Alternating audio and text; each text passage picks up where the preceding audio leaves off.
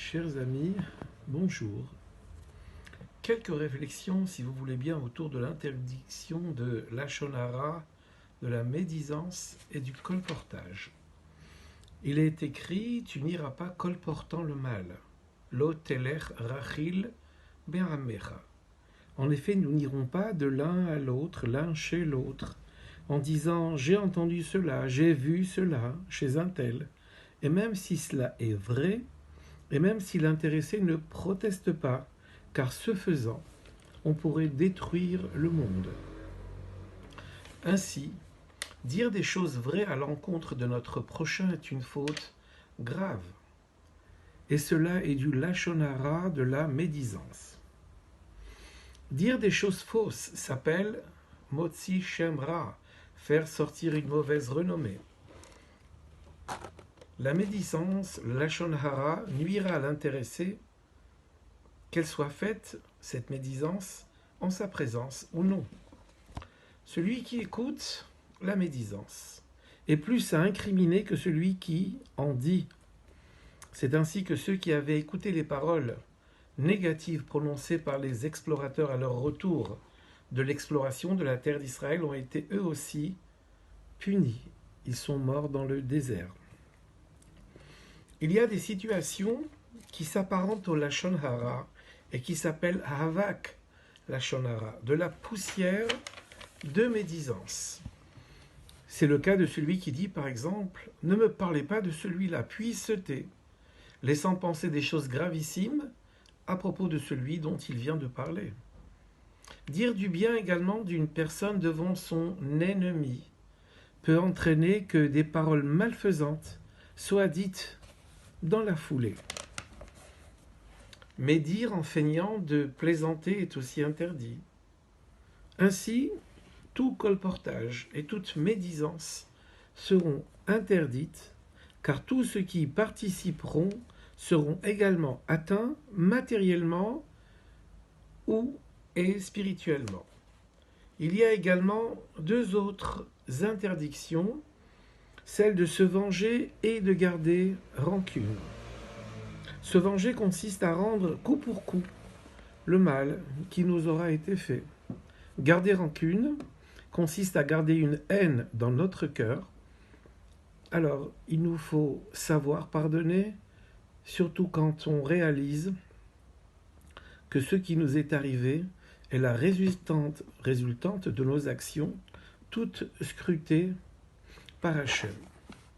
Voyons une petite analyse en ce qui concerne cette interdiction de colportage, de médisance.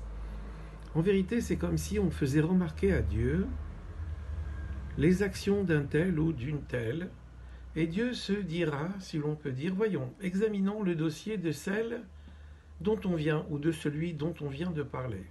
Et puis ça ne sera pas seulement ce dossier-là qui sera examiné. On examinera également le dossier de celui qui écoute, le dossier de celui qui parle et qui médit. Et puis qui sait si finalement nous méritons, après un examen poussé de notre dossier, qui sait si nous méritons ou pas le bien qui nous est déjà attribué. Or, faire lachon hara, c'est faire remarquer à Dieu que peut-être celui ou celle qui bénéficie de telle ou telle situation actuellement, eh bien ne la mérite pas. Autrement dit, on va, dans les mondes spirituels, porter des accusations contre notre prochain, et puis finalement, les choses allant en s'examinant, eh bien on trouvera que finalement il faudra retirer un tel ou un tel et tel privilège, tel ou tel mérite qui lui avait été accordé. Alors nous savons que tout cela, bien sûr, ne va pas dans le bon sens, et nous devons savoir nous taire, nous devons savoir ne pas garder rancune, nous devons savoir ne pas nous venger. Et quand on se maîtrise dans toute cette situation-là, eh bien on appelle sur nous la clémence divine. Et c'est finalement ça, une des conséquences positives de la mitzvah de Ve'ahavta l'ereacha kamocha. De la même façon que nous n'aimerions pas que l'on médise sur nous, que les choses soient vraies ou pas, eh bien il ne faut pas médire ni sur l'un, ni sur l'autre. C'est là une très grande affaire, si l'on peut dire, et un très grand travail à faire sur soi. Mais comme la Mishnah le dit, Shtika za'av velo matzati lagouf tov mishtika. Je n'ai rien trouvé de mieux pour le corps que le silence. Que Dieu nous aide à pouvoir garder ce silence, à ne juger jamais personne, à ne médire jamais sur personne, ni garder rancune, ni se venger, parce que finalement, si nous le faisions, peut-être ça serait un petit peu apparenté à de la avodazara, un culte idolâtre, parce que nous oublierions à ce moment-là que tout ce qui nous arrive, eh bien, vient du Très-Haut, vient de la part de Hachem.